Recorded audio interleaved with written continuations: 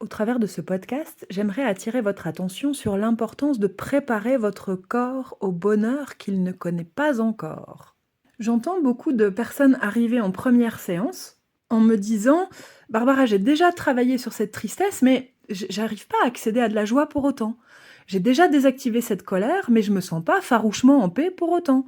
J'ai déjà travaillé en long, en large, en travers sur mon sentiment d'insécurité et mon manque de confiance en moi, et pourtant, je suis pas beaucoup plus confiante pour autant. Et oui, parce qu'aller travailler à désactiver la souffrance n'active pas le bonheur, ça vous rend neutre. Quand vous désactivez une colère, ça vous donne pas accès à de la paix, vous êtes neutre de colère. Quand vous travaillez à désactiver votre tristesse, ça veut pas dire que vous allez être joyeuse à la place, ça veut dire que vous allez être neutre de tristesse, vous n'allez plus être triste. Mais on peut ne plus être triste et pas être joyeux pour autant. Si vous allez travailler à désactiver votre honte de vous, c'est pas pour autant que votre corps va être libre d'expérimenter des grandes fiertés et de satisfaction de soi. Et non, ça demande un travail complémentaire. Alors, est-ce qu'aller désactiver des réflexes de tristesse, de peur, de colère, de honte, de dégoût est intéressant? Bien sûr que oui. Si votre bocal corporel est rempli de billes noires, d'émotions négatives qui ont été figées dans votre corps par le passé et qui n'ont pas été prises en charge, pas traitées, pas libérées, ça va être compliqué de remplir votre bocal de billes blanches d'états positifs à expérimenter. Donc, aller vidanger le corps de ces billes noires est intéressant. Mais un corps vidangé de billes noires, une fois encore, est un corps vide. Il va falloir le remplir de billes blanches. Or, pour qu'un corps s'ouvre aux états positifs pour lui, il va falloir que ressentir ces états positifs soit confortable pour lui. Parce que si les ressentis que ça propose sont trop violents pour lui, il s'y oppose, il bloque, il freine, il évite, et il fait tout pour que vous ne les expérimentiez pas. Ce que je suis en train de vous dire, c'est que à l'instant où vous écoutez ce podcast, votre corps ne vous autorise à vivre que ce qui est confortable pour lui en matière d'état positif. Donc allez regarder le taux de joie que vous expérimentez dans votre vie, c'est le maximum pour l'instant qu'il peut supporter. Observez, évaluez le taux d'autosatisfaction que vous avez dans votre vie, satisfaction de soi, fierté de soi. Si vous êtes fier de vous à 10%, c'est le maximum que votre corps peut supporter en termes de sensations pour l'instant. Si en matière de paix intérieure, de sécurité, de sérénité intérieure, vous expérimentez une sérénité à 60%, mais que ça pourrait être plus, c'est que votre corps, vous l'avez compris, ne peut supporter confortablement que 60% de sérénité pour l'instant.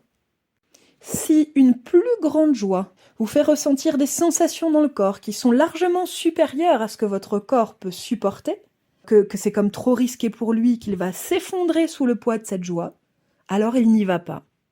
Et ça peut donner cette impression très désagréable de ne pas avoir le droit à la joie, de ne pas avoir le droit à la sécurité, de ne pas avoir le droit d'être fier de soi. Entendez, et c'est la bonne nouvelle, que vous avez le droit à tout.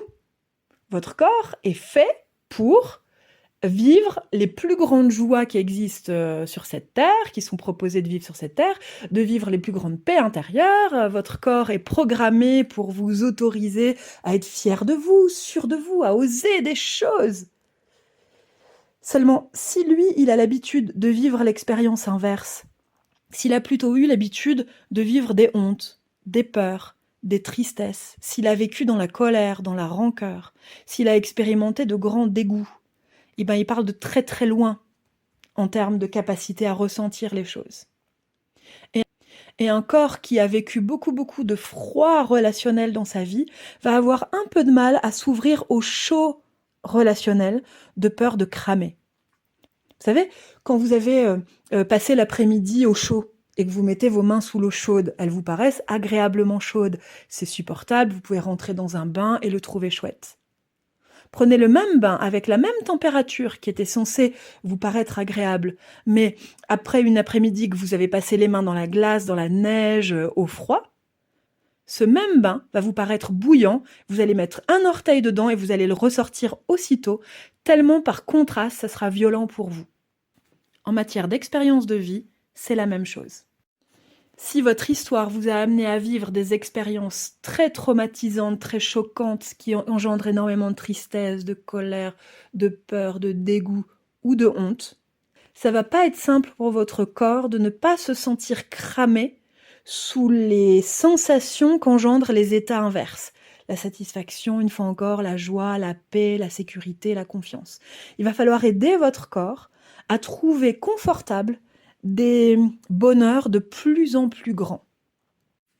Comme vous le savez, je m'appelle Barbara Verhaeghe, j'exerce le métier de psychopraticienne depuis un peu plus de 11 années maintenant.